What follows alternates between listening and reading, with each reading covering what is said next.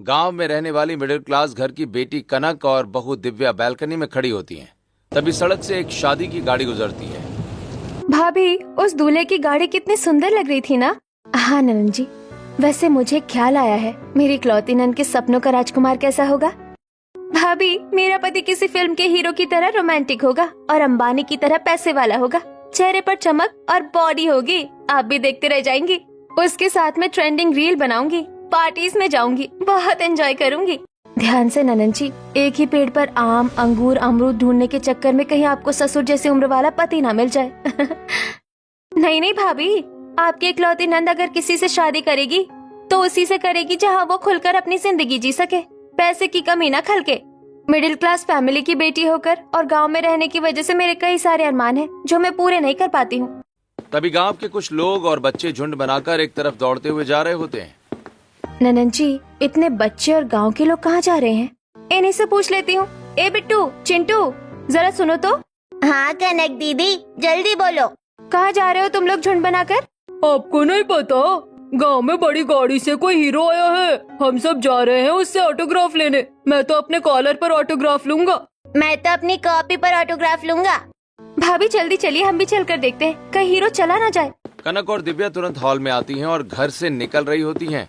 तभी शारदा, अरे तुम लोग इतनी हड़बड़ में कहाँ जा रही हो? माँ जी, हमारे गांव में कोई हीरो आया है। अभी ननन जी ने गांव के बच्चों से पूछा। मैं तो सोच रही हूँ कौन आया होगा, टाइगर श्रॉफ या ऋतिक रोशन। माँ, मैं भाभी के साथ जा रही हूँ हीरो को देखने। अच्छा, तो अगर धर्मेंद्र आए होंगे तो मुझे भी बुला लेना। जिसके बाद कनक और दिव्या घर से निकलकर गांव के सरपंच की हवेली के बाहर जमी भीड़ के पास पहुंचती हैं, जहां सरपंच के दरवाजे के बाहर एक ब्लैक मर्सिडीज खड़ी होती है। ननन जी, इतनी महंगी बड़ी गाड़ी और इतने सारे लोग। दिव्या के इतना कहते ही गाड़ी से 50 साल का सुदीप उतरता है। सुदीप ने 3 पीस सूट, महंगी घड़ी और चमकदार जूते पहने होते हैं। नमस्कार सुदीप जी, आइए बैठिए। नमस्ते सरपंच जी, बहुत अच्छा लगा आपसे मिलके। ये कौन हीरो है? ये तो कोई हीरो नहीं है। ये तो कोई बूढ़ा है, पर क्या ठाट बाट है इसके। अंग्रेजी सूट, जूते, गाड़ी, और देखो सरपंच जी से बात कर रहा है। हाँ भाभी, और देखिए इसके चेहरे पर क्या चमक है, और ये कितना अच्छा लग रहा है। आपको ये बूढ़ा आदमी अच्छा लग रहा है? भाभी, ये बूढ़ा नहीं हुआ है, इसके ठाट बाट तो देखिए, और चेहरे की चमक भी। चेहरे पर चमक तो होगी, इतनी बड़ी गाड़ी लेकर आया है, इतने ठाट बाट है, बहुत अमीर होगा। और अमीरों के घर में तो डिब्बे भर भर काजू किशमिश बादाम रखे रहते हैं। अमीर तो ये बहुत है, और भाभी सच कह रही है, अमीरों के घर में काफी फैसिलिटीज होती है। सुदीप जी, जब तक आप हमारे गांव में अपना प्रोजेक्ट का उद्घाटन नहीं कर लेते हैं, तब तक आप हमारे गांव में ही ठहर जाइए। वहाँ सामने मैंने एक और घर बनवाया है, आप वहाँ अपने ड्राइवर के साथ रहिए। आपके खाने पीने की व्यवस्था मैं करवा दूंगा। हरि प्रसाद सुदीप को अपनी ही हवेली के सामने एक दूसरे घर में ठहराता है। ऐसे कुछ दिन बीतते हैं और एक दिन कनक गांव में अपनी सहेलियों के साथ लंगड़ी खेल रही होती है। तभी गॉगल्स पहने, सूट बूट में तैयार सुदीप आता है। तभी उसके महंगे जूतों पर कीचड़ लग जाता है। Oh no, disgusting! कितना गंदा है ये, बदबू आ रही है इससे तो। देखो, काला चश्मा पहनकर चल रहे थे, कीचड़ ही नहीं दिखाई दिया। आपके गांव आकर मेरे महंगे जूते पर कीचड़ लग गया और आप हंस रही हैं। मुझे माफ कीजिएगा, आप इतने अच्छे से सूट बूट में तैयार है और आपके जूतों पर कीचड़ लग गया। ये देखकर मेरी हंसी छूट गई। आप मेरे साथ आइए, मैं कुएं से पानी निकालकर आपके जूते धुलवा देती हूँ। कनक सुदीप को लेकर गांव के कुएं के पास आती है और कुएं से पानी निकालकर सुदीप के जूते साफ करवाती है। Thank you so much. मुझे साइड पर जाना था, इस तरह जाता तो सभी हंसते। वैसे आपके काम में तो काफी समय लगेगा, तब तक क्या आप अपने बीवी बच्चों को छोड़कर गांव में ही रहेंगे? जी मेरी बीवी बच्चे नहीं है, मैं अभी तक कुंवारा हूँ। क्या, अभी तक आप कुंवारे हैं? पर क्यों? मेरा 100 करोड़ का टर्नओवर है। मैंने अपनी सारी जवानी अपने बिजनेस को दे दी, इस वजह से मैं शादी ही नहीं कर पाया। शहर का इतना अमीर बिजनेसमैन, वो भी कुंवारा, इससे अच्छा पति मेरे लिए कौन हो सकता है? अच्छा ठीक है, अब मैं चलता हूँ। एक मिनट, क्या आपने गांव घूमा? नहीं, मैंने अभी तक गांव नहीं घूमा। अच्छा, तो आप अपने काम से वापस आइए, फिर मैं आपको गांव घुमाऊंगी। ठीक है, मुझे भी गांव घूमना था। इतना कहकर सुदीप अपने काम पर चला जाता है और अगले दिन कनक सुदीप को गांव घुमाते हुए एक आम के बागीचे में लेकर जाती है। बड़ा मजा आया वैसे आपका गांव घूमकर, बहुत अच्छी जगह है और ये बागीचा भी बहुत सुंदर है। मैं आपको गांव की एक मजेदार चीज खिलाती हूँ। कनक सुदीप को कच्चे आम की गोली खिलाती है, जिसे खाकर सुदीप अजीब सा मुंह बना लेता है। ओ, ये क्या है? कितना खट्टा है, दांतों में लग रहा है ये तो। माफ कीजिएगा, मैंने सोचा आपके साथ थोड़ी मस्ती कर लूं। वैसे ये अच्छा है, पर मैं खट्टा नहीं खाता। कनक और सुदीप बातें करते हुए हंसने लगते हैं। ऐसे ही दोनों की दोस्ती हो जाती है। कुछ दिन बीतते हैं और एक दिन शारदा और रामलाल बाहर से घर में आते हैं। अरुण बेटा, तेरी बहन के लिए हमने एक रिश्ता ढूंढ लिया है। सच पिताजी? ये तो बहुत अच्छी बात है। बहू, तू जाकर अपने इकलौती नंद को बता दे कि कुछ दिनों बाद उसे देखने लड़के वाले आएंगे। दिव्या कनक के कमरे में आती है और उसे सारी बात बताती है। नहीं नहीं भाभी, लड़के वालों को मत बुलाइए। मैंने अपने सपनों का राजकुमार ढूंढ लिया है, मैं उसी से शादी करूंगी। क्या? ये कब हुआ ननद जी? और आपने अब तक घर वालों को बताया क्यों नहीं? भाभी, मुझे क्या पता था कि मम्मी पापा इतनी हड़बड़ी करेंगे। आप मम्मी पापा से बात कीजिए ना। ठीक है नंद जी, आप मेरे साथ चलिए, मैं माँ जी पापा जी से बात करती हूँ। इसके बाद दोनों सभी के पास हॉल में आते हैं। माँ जी पापा जी, आप लड़के वालों को मना कर दीजिए। ननद जी ने अपने लिए लड़का ढूंढ लिया है। लड़का ढूंढ लिया है? इसका क्या मतलब है? माँ, मैंने एक लड़का पसंद किया है और मैं उसी से शादी करूंगी। माँ जी पापा जी, नंद जी बड़ी हो गई है, उसे अपना जीवन साथी चुनने का हक है। और नंद जी ने किसी को पसंद किया है तो एक बार उनसे मिल लीजिए। ठीक है, बुलाओ उसे घर पर। अगर मुझे अच्छा लगा तो हम शादी कर देंगे। अगले दिन दिव्या सुदीप को अपने घर बुलाती है। इसके बाद सुदीप सभी के साथ सोफे पर बैठता है। राम राम भाई साहब, लड़के को नहीं लेकर आए? उसे लेकर आए होते तो अच्छा होता। लड़के को? किसके लड़के को? अरे, मैं ही रिश्ते की बात करने आया हूँ। हाँ, वो ठीक है। अगर लड़के को भी साथ लेकर आए होते तो हम उसे भी देख लेते ना, ये कह रहे हैं। अजीब, मैं ही लड़का हूँ। मेरी बेटी ने जिसे पसंद किया, मैं उस लड़के की बात कर रहा हूँ भाई। आप लोग हैरान क्यों हो रहे हैं? मैंने इन्हीं को पसंद किया है। नंद जी, ये ससुर की उम्र के आदमी को आप पति बनाएंगी? इनके बेटे से आपकी शादी होने की उम्र है, ना कि इनसे। भाभी, आप मम्मी पापा को भड़काने वाली बात मत करिए। मैं सुदीप से प्यार करती हूँ और इन्हीं से शादी करूंगी। कनक, तुमने मुझे जब शादी के लिए कहा तो मैंने फौरन हाँ कह दिया, ये सोचकर कि तुमने अपने घर वालों से पहले ही बात कर ली होगी। और तुमने अपने घर वालों को बताया ही नहीं और मुझे यहाँ बेइज्जत होने के लिए बुला लिया। इतना कहकर सुदीप वापस चला जाता है। कनक, तेरी शादी इससे नहीं होगी। ये उम्र और हैसियत में काफी बड़े हैं। उम्र से मुझे कोई फर्क नहीं पड़ता, और जब अपनी हैसियत में शादी करूंगी तो क्या फायदा शादी करने का? मैं इन्हीं से शादी करूंगी। नहीं, तेरी शादी किसी ससुर की उम्र वाले से नहीं होगी। देखती हूँ कैसे शादी नहीं होती है। जब तक आप लोग शादी के लिए हाँ नहीं कहेंगे तब तक मैं कुछ नहीं खाऊंगी। इतना कहकर कनक खुद को अपने कमरे में बंद कर लेती है। ऐसे ही दिन बीतता है और अगले दिन दिव्या खाना लेकर कनक के कमरे के बाहर आती है। नंद जी, कुछ खा लीजिए, आपने कल से कुछ नहीं खाया है।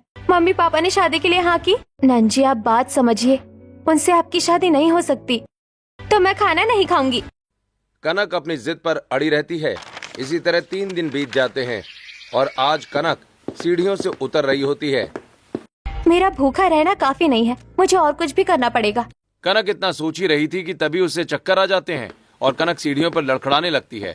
तभी अरुण दौड़कर कनक को पकड़ लेता है और सोफे पर बैठाता है। कनक, तू जिद छोड़ दे, कुछ खा ले, वरना तेरी तबीयत खराब हो जाएगी। पहले मेरी और सुदीप जी की शादी के लिए हाँ करिए, वरना मैं भूखी मर जाऊंगी। ये लड़की अपनी जिद में खुद को नुकसान पहुंचा ले, इससे अच्छा है कि हम सुदीप से इसकी शादी करवा दें।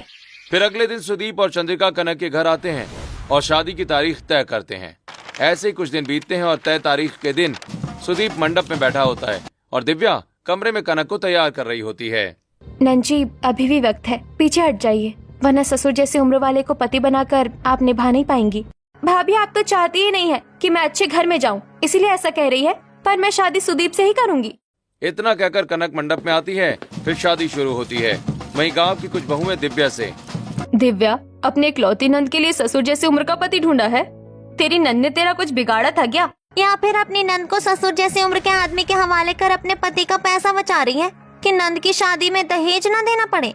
गांव भर में दिव्या और उसके ससुराल वालों की बहुत थूथू होती है। वहीं कनक सुदीप से शादी कर महंगी गाड़ी में विदा होकर शहर के बड़े से बंगले में पहुंचती है, जहां चंद्रिका कनक का गृह प्रवेश करवाती है और सुदीप अपने कमरे में चला जाता है। ऐसा ही ससुराल चाहिए था मुझे, बड़ा घर और छोटा परिवार। ये ले बहू दूध का गिलास, अपने कमरे में जा और आराम कर। दूध का गिलास लेकर कनक कमरे में आती है जहाँ सुदीप सो रहा होता है। ये क्या, मैं दूध लेकर आई हूँ और ये घोड़े बेचकर सो रहे हैं। मैंने सोचा था हम दोनों फोटोज लेंगे, बातें करेंगे।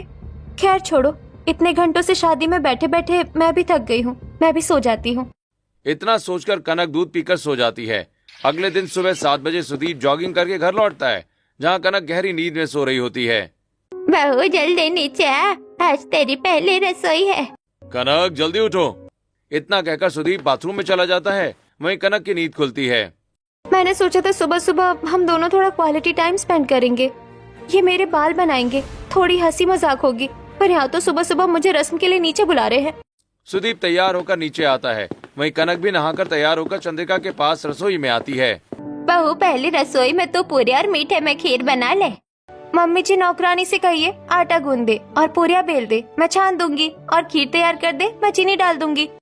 बहू हमारे घर में नौकरानी नहीं है, सिर्फ हम 2 लोग ही तो रहते थे और इस घर की बहू तू है, इसलिए रस्म तुझे ही पूरी करनी पड़ेगी। पर मुझे आटा गूंदना नहीं आता है और पूरी तलने में बहुत डर लगता है। कोई बात नहीं, मैं सिखाती हूँ, तू बना। चंद्रिका अपने सामने कनक से आटा गुंदवाती है और पूड़ियाँ तलवाती है। कनक डरते हुए पूड़ियाँ तलती है और गैस पर खीर चढ़ाती है। खीर में चीनी कितनी डालूं? अरे नहीं नहीं बहू, खीर में चीनी मत डालना, हमारे घर में शुगर फ्री खाना बनता है, खीर में शुगर फ्री गोलियां डाल। चंद्रिका कनक को शुगर फ्री गोलियां देती है। कनक खीर में शुगर फ्री गोलियां डालकर खाना डाइनिंग टेबल पर लाती हैं और सभी के साथ खाना खाती है। कनक तुमने नाश्ता बनाने में कितनी देर कर दी? तुम नाश्ता 8 बजे तक बना दिया करो, मुझे 8 बजे तक नाश्ता चाहिए होता है। ठीक है, अब मैं चलता हूँ। ठीक है बेटा, आराम से जाना। कहाँ जा रहे हैं आप? आज शादी का पहला दिन है, आपको मेरे साथ रहना चाहिए ना। कल भी हमने कुछ बात नहीं की और आज भी आप जा रहे हैं। मुझे इतने दिन गांव में रहना पड़ा, आज ऑफिस जाना बहुत जरूरी है इसलिए जा रहा हूँ। मैं ऑफिस से आऊंगा तब हम घूमने चलेंगे, ओके? इतना कहकर सुदीप ऑफिस के लिए निकल जाता है। ऐसी शाम होती है, सुदीप घर लौटता है। हॉल में कनक सुंदर सी साड़ी में तैयार होकर बैठी होती है। आ गए आप, जल्दी से तैयार हो जाइए। वैसे हम घूमने कहाँ जाएंगे? ओफो कनक, अभी तो मैं आया हूँ। कितने सवाल पूछती हो तुम यार। हम सिर्फ रेस्टोरेंट जाएंगे और कहीं नहीं। क्या सिर्फ रेस्टोरेंट जाएंगे? ठीक है, किसी फैंसी रेस्टोरेंट चलिएगा, मुझे फैंसी रेस्टोरेंट में खाना है। हाँ ठीक है। जिसके बाद सुदीप कमरे में जाकर कपड़े बदलकर नीचे आता है। फिर कनक और सुदीप अपनी बड़ी गाड़ी में बैठकर एक फैंसी से रेस्टोरेंट में जाते हैं। Hello sir. Hello ma'am. So क्या लाऊं आप लोगों के लिए? कनक तुम क्या खाओगी? भैया आपके रेस्टोरेंट में जो भी सबसे फैंसी और बेस्ट है वो लेकर आइए। मेरे लिए आप 2 चपाती और दाल लेकर आइए। बेटा सुदीप के लिए चपाती और दाल लाता है, वहीं कनक के लिए जापानीज सुशी लेकर आता है।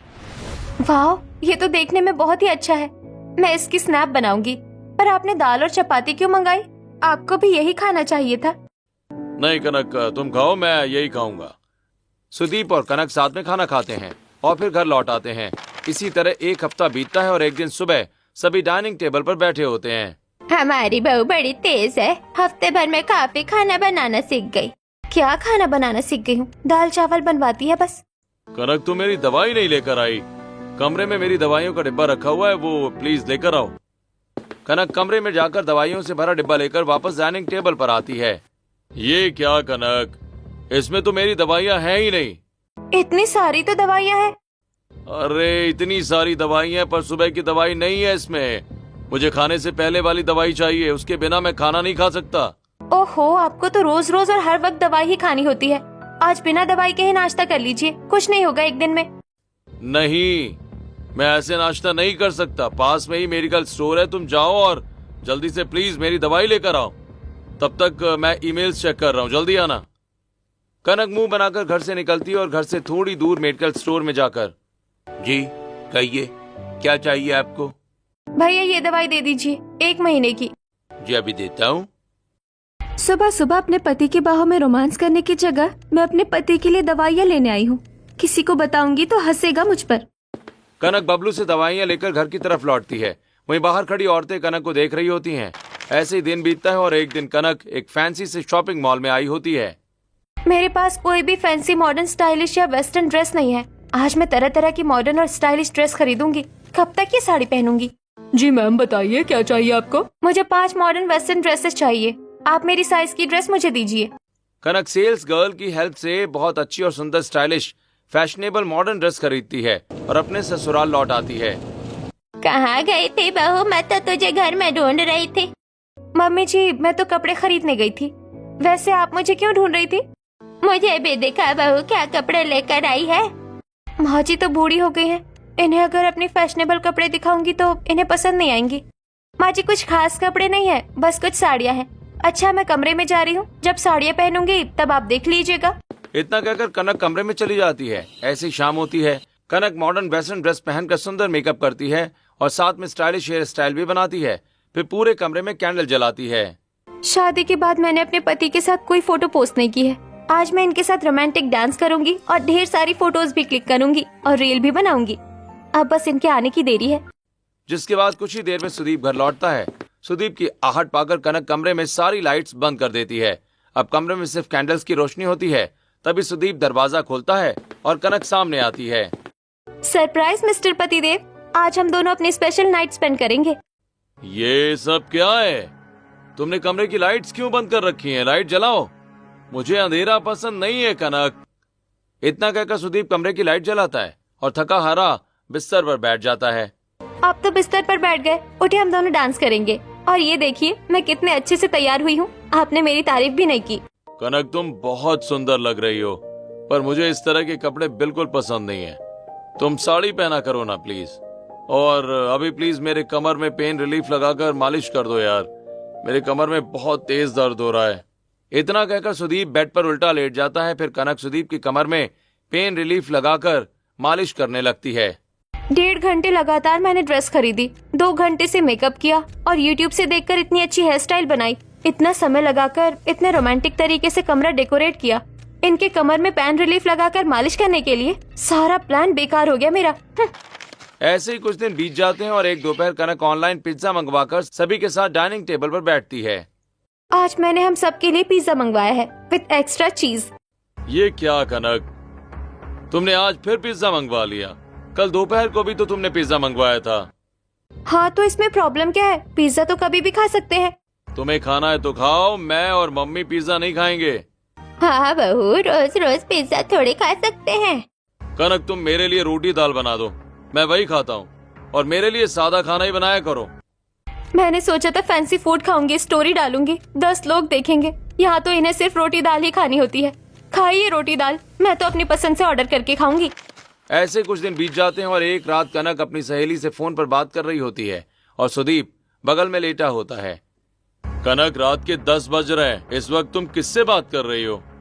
आप इस तरह क्यों कह रहे हैं? मैं अपनी सहेली से बात कर रही हूँ।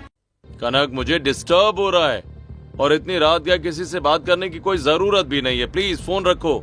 अच्छा यार, फोन रख, मैं तुझसे बाद में बात करती हूँ। इतना कहकर कनक कॉल काट देती है और फोन पर रील्स देखने लगती है। कनक, अब क्या करने लगी तुम फोन पर? क्या दिक्कत है यार आपको? मैं रील्स देख रही हूँ। कनक, तुम्हें रात भर क्यों जागना है? हाँ, चुपचाप सो जाओ ना, कोई जरूरत नहीं है फोन चलाने की। कनक गुस्से में फोन रखकर लेट जाती है। वहीं सुदीप नींद में खराटे लेने लगता है। 10 बजते ही इनकी रात हो जाती है और सुबह 6 बजे दिन, और रात भर इनके खराटे और डकारों से मेरी नींद खराब होती है। ऐसे ही कुछ दिन बीतते हैं। बढ़ती उम्र की वजह से सुदीप बहुत शांत लाइफस्टाइल रखता है। वहीं कनक लाइफ को एक्सप्लोर करना चाहती है। और एक शाम सुदीप मीटिंग में होता है और कनक बार बार उससे कॉल कर रही होती है। क्या हुआ कनक, तुमने 1 मिनट में मुझे 15 बार कॉल किए हैं। और 15 में से आपने एक भी फोन नहीं उठाया, जबकि आपको पहली रिंग पर फोन उठाना चाहिए था। कनक, मैंने तुम्हें मैसेज किया ना, मैं मीटिंग में हूँ। जो कहना है प्लीज मैसेज में कहो। नहीं करूंगी मैसेज में, मुझे फोन पर बात करनी है। कहो क्या कहना है। मुझे आज रात क्लब जाना है। क्लब क्यों जाना है? क्लब भी क्या कोई जाने की जगह है? डांस करने, एंजॉय करने जाएंगे, और किस लिए जाएंगे? नहीं, क्लब जाने की कोई जरूरत नहीं है। मुझे क्लब बिल्कुल पसंद नहीं है कनक, बहुत शोर शराबा होता है। अब रखो फोन प्लीज। ऐसे कुछ दिन और बीतते हैं। एक दिन हॉल में, कनक, आज तुम मेरे सारे कपड़े लॉन्ड्री में भिजवा देना। 1 हफ्ते से मेरे कपड़े बाथरूम में ही पड़े हैं और कमरे की भी थोड़ी साफ सफाई कर लेना यार। इतना कहकर सुदीप घर से निकल जाता है। क्या क्या अरमान मैंने देखे थे, और यहाँ कभी दवाइयाँ लाओ तो कभी कमरा साफ करो, कभी कपड़े धुलवाओ। यही जिंदगी रह गई है मेरी। बहू, तेरा पति है, अगर उसकी जिम्मेदारियाँ तू नहीं उठाएगी तो कौन उठाएगा? तो नौकरानी क्यों नहीं रखते? जब भी मैं नौकरानी रखने के लिए कहती हूँ मना कर देते हैं। बहू, अगर तुझसे सिर्फ तेरे पति की जिम्मेदारी पूरी नहीं हो पा रही है तो कैसी पत्नी है तू? और अगर तेरी जगह नौकरानी तेरे पति की जिम्मेदारी उठाएगी तो पत्नी तो हुई या नौकरानी? कनक सुदीप की जिम्मेदारियां उठाने से इनकार कर देती है, जिस वजह से घर और सुदीप के काम चंद्रिका को करने पड़ते हैं। ऐसे ही कुछ दिन बीतते हैं और एक शाम न्यूज देख रहे सुदीप के पास कनक ट्राइपॉड और फोन लेकर आती है। अरे ये क्या, आप न्यूज देख रहे हैं? जल्दी उठिए, एक ट्रेंडिंग रील बनानी है। मैं कोई रील नहीं बनाता हूँ। अरे थोड़े तो रोमांटिक हो जाइए। शादी से आज तक रोमांटिक टाइम के नाम पर हम सिर्फ रेस्टोरेंट गए हैं, वहाँ भी हमने अलग अलग ही खाना खाया था। अच्छा ठीक है, बताओ क्या करना है। मैं दौड़ते हुए आऊंगी, आप मुझे कमर से उठाकर गोल घुमाइएगा बस। कनक ट्राइपॉड पर फोन लगाकर रोमांटिक अंदाज में सुदीप की तरफ दौड़ती है। सुदीप जैसे ही कनक को कमर से पकड़कर उठाता है, उसकी कमर में लचक आ जाती है और कनक जमीन पर गिर जाती है। आपने मुझे नीचे गिरा दिया। मेरे कमर में लचक पड़ गई तुम्हें उठाने में। यार कितनी भारी हो तुम। मैं भारी नहीं हूँ, आप ही कमजोर है। अपनी बीवी को नहीं उठा सकते? अरे मैं कमजोर नहीं हूँ, ये जो तुम पिज्जा बर्गर खाती हो ना, इसकी वजह से तुम्हारा वजन बढ़ गया है। आज से तुम सिर्फ हेल्दी खाना खाओगी, ओके? सुदीप कनक के सामने झुकना नहीं चाहता था, इसलिए सुदीप कनक को डाइटिंग का बहाना देता है। पर अगले ही दिन कनक पिज्जा खा रही होती है, तभी सुदीप कनक के सामने उबली हुई सब्जियां रखकर, मैंने मना किया था ना ये सब खाने से, हाँ? आज से तुम ये उबली हुई सब्जियां खाओगी। मैं क्यों खाऊं उबली हुई सब्जियां? आप बूढ़े हो, मैं नहीं। मेरी तो जिंदगी बर्बाद हो गई आपसे शादी करके। ये क्या कह रही हो तुम? और नहीं तो क्या, हमेशा आप थके रहते हैं, बदन में दर्द रहता है, कभी बाल झड़ते हैं तो कभी कुछ होता है। मुझे रहना ही नहीं आपके साथ, जा रही हूँ मैं अपने मायके। कनक सुदीप से परेशान होकर अपने मायके वापस लौट आती है और घर वालों को सारी बात बताती है। तभी सुदीप भी वहाँ चला आता है। नमस्ते ससुर जी, माँ जी। खुश रहो भाई। नहीं बेटा, नहीं। खुश रहिए जमाई जी। अरुण, आप बार बार आगे बढ़कर पीछे क्यों हट जाते हैं? पापा की तरह मुझे भी समझ में नहीं आ रहा कि मैं क्या करूं, पाँव छूं या गले मिलूं। जी मैं कनक को वापस लेने आया हूँ। मुझे नहीं रहना इनके साथ। क्या प्रॉब्लम है कनक? क्या पहले तुम्हें मेरी उम्र पता नहीं थी? तभी दिव्या का भाई प्रतीक आम लेकर आता है। जी नमस्ते, आम का सीजन है इसलिए माँ ने आम भिजवाए हैं। वैसे अंकल, ये आपके छोटे भाई हैं क्या? नमस्ते अंकल, मैं दिव्या दीदी का छोटा भाई हूँ। समझ आया क्यों मैं वापस चली आई? कनक की बात सुनकर सुदीप उदास होकर वापस चला जाता है। अरे क्या हुआ, कुछ टेंशन है क्या? आप लोग हैरान मत होइए, नंजी की शादी में मेरे मायके से कोई नहीं आया था, इसलिए इसे कुछ नहीं पता है। प्रतीक तू घर जा, मैं तुझे फोन करती हूँ। प्रतीक वापस चला जाता है। भैया आप डिवोर्स पेपर बनवाइए। नहीं नंजी, आप नाराज है ये बात सही है, पर डिवोर्स हिंदुस्तानी शादियों में नहीं होता है। भाभी आपके बहकावे में आकर ही मैंने शादी की थी, और अब आप मुझे डिवोर्स भी नहीं लेने दे रही हैं। मेरे बहकावे में? मैंने आपको पहले ही मना किया था कि आप शादी नहीं निभा पाएंगी। मुझसे गलती हो गई भाभी। मैं रील बनाने वाली, वो प्रेजेंटेशन बनाने वाले, मैं फैंसी खाना खाने वाली, वो दवाइयाँ खाने वाले। हमारी जोड़ी नहीं बन रही। ननन जी आप मेरे साथ आइए। दिव्या कनक को रास्ते पर चल रहे एक गरीब दाम्पत्य के पास लेकर आती है। कोमल, मैं सही चल रहा हूँ ना? हाँ आप सही चल रहे हैं, हमें सीधा ही जाना है। ननन जी, एक रिश्ते में कभी कोई परफेक्ट नहीं होता है। इन्हें देखिए, एक अपाहिज है तो दूसरा अंधा, फिर भी कितने खुशी से दोनों जिंदगी जी रहे हैं। इसी तरह आपको भी बढ़ती उम्र में अपने पति का साथ देना है। कुछ बातें उनकी माननी है, कुछ बातें अपनी सिखानी है। दिव्या पति पत्नी के रिश्ते की गंभीरता समझकर कनक को वापस उसके ससुराल भेजती है। हे कनक, मुझे एक ट्रेंडिंग रील मिली है यार, चलो साथ में बनाते हैं और शाम को क्लब चलेंगे। क्लब नहीं, हम घर पर ही पार्टी करेंगे। और अभी मैं ट्राइपॉड लेकर आती हूँ। अरे ये बुढ़िया किस दिन काम आएगी? सिर्फ फोन ही पकड़ना है ना, मैं पकड़ती हूँ। ऐसे ही उम्र के दायरों को भूलकर कनक और सुदीप अब एक दूसरे को समझते हुए हंसी खुशी रहने लगते हैं।